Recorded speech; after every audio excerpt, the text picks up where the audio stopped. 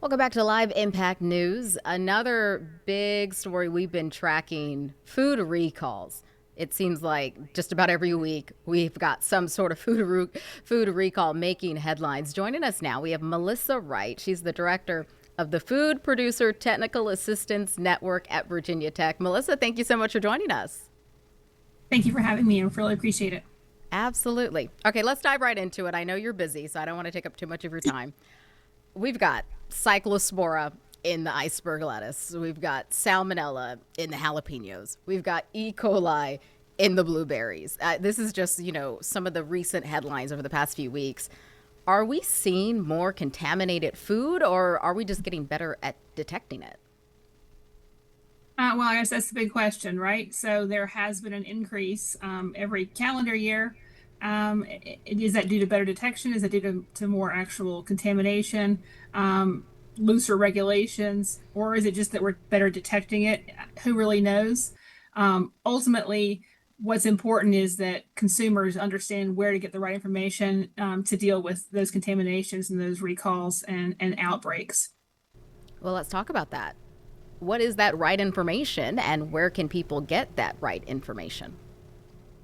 I would always advise people to make sure that you're looking at a reputable source. So that's if it's hosted on FDA.gov, .gov websites, .edu. We have a lot of information. The recalls, market withdrawals, and safety alerts page. That's a really good source. You can actually filter that by different commodities, or you can look at drugs. You can look at food. There actually is another one. You can get a press release notice from the FDA enforcement report. You can have it sent to you daily, weekly. You can filter it by different, ingredients or drug names, things like that. University extension groups like Virginia Tech's are always really good sources of information. We're always happy to field questions.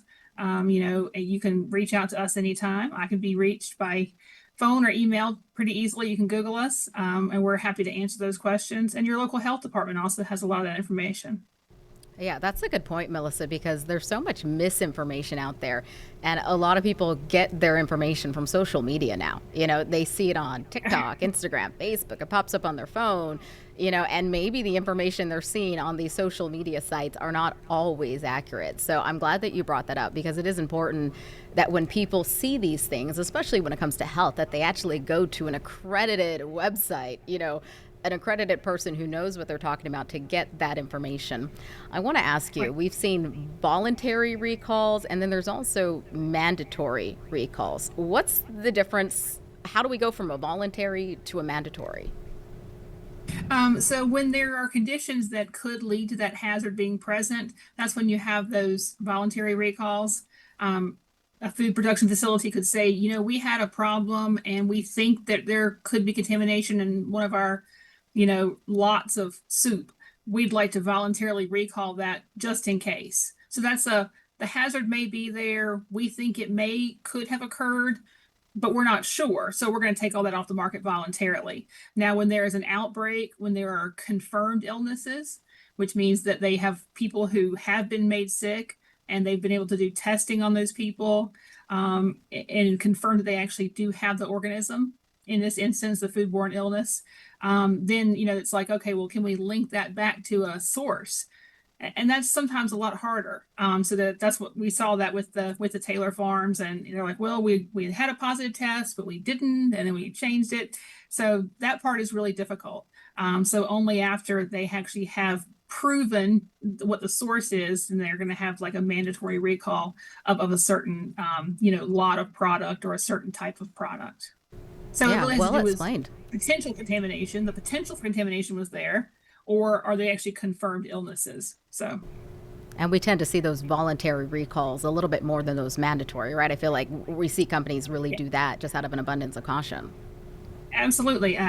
No dollar is worth your customer being sick. We have Zapp's and Dirty Brand potato chips. They just issued a voluntary recall for dry milk powder.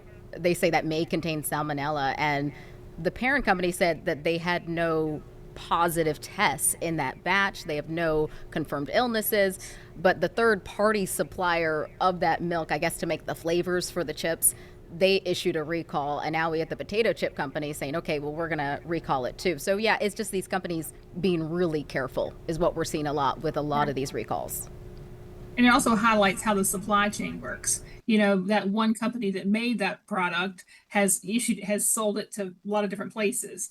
So recalls, you have to look up and down the supply chain to make sure that you account for all the product that could be out there that could be potentially contaminated or potentially dangerous. Yeah, that's a good point because it's not just one company anymore, right? The food that we buy at stores, whether it's processed food like chips or fresh fruit and vegetables, there's usually a lot of different chains that lead to that getting into the Absolutely. grocery store. Yeah. Yeah, So, and a lot of different places that those risks can come from. We're growing things in the dirt. There are people, there's water, there are processing plants, there's handling, there's refrigerated trucks. Did the refrigerated truck stay at the right temperature? There are all kinds of questions along the food chain. And quite honestly, though, if you look at the food chain and the supply chain, you realize how many potentials there are for contamination or foodborne illness that we do not see. So by and large, the food industry does a great job of keeping the consumer safe. But as with anything, there's human error. And that's where these, allergen labeling issues or foodborne illnesses linked to pathogens can unfortunately occur. But in general, we still have one of the safest food supplies in the world in the United States. We're very fortunate. absolutely, you mentioned pathogens, but it's not just salmonella, cyclospora. Recalls can also be for things like, plastics or metal or that gets into the food, and also undeclared Sure. allergens, right? Those are sometimes when we see those Yes. voluntary recalls. Correct. So you have physical hazards that can be, plastic, metal, wood. It could be, the stems from blueberries, whatever it could possibly be. And yeah, there are a lot of physical hazards, a lot of chemical hazards, and a lot of biological hazards. So yeah, allergens are very big. We have the 9 big allergens that are supposed to be declared. And quite honestly, when you're making your food product and you're using a lot of ingredients, you're relying on that supplier of the ingredients to let you know what's in their ingredient. And oftentimes that's just something that's missed, unfortunately. We had another recall that grabbed headlines. Maple Leaf Foods recalling thousands of pounds of bacon. You know, they said this was a quote import reinspection lapse. When we see these back to back to back recalls grabbing headlines, we've heard of this term recall fatigue because there's just these back to back recalls. Is that a real phenomenon? What is recall fatigue and what is the danger of consumers, just becoming a little bit fatigued by these recalls?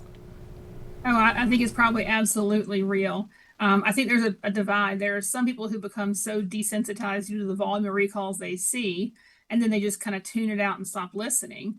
And then there are others that become really hypersensitive and they become, brand or food averse, and I'm never going to eat that brand again. They've lost a customer, you know. So it's usually one or the other. I think the danger is just that, you know, unfortunately, you know, we should heed those warnings that are coming from the FDA and from our, local experts and that kind of stuff. But if you hear it over and over and over again, it is very easy just to tune it out. And just people need to be hyper vigilant, especially those that are in the susceptible population. So we talk about YOPI, the young, old, pregnant, or infirmed. Those are the ones that are most likely to become sickened by, foodborne illness, or actually to end up dying from those kind of foodborne illnesses, unfortunately. And so, if you're a member of one of those communities or somebody in your household is, perhaps it's just important to make sure that you are not falling into that category of getting that recall fatigue, because it could unfortunately be deadly.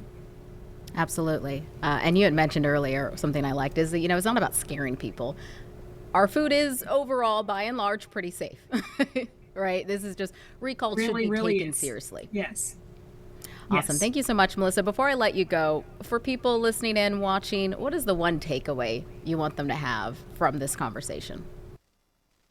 Well, I think that's probably it, is that, we do have a very safe food supply, and these things are not the norm. And so just, understand where your food comes from and all the hard work that goes into making the food that ends up on your table.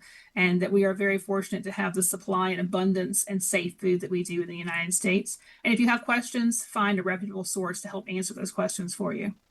Absolutely. And if you have any food that was recalled, throw it away, take it back to the store. You can get a refund.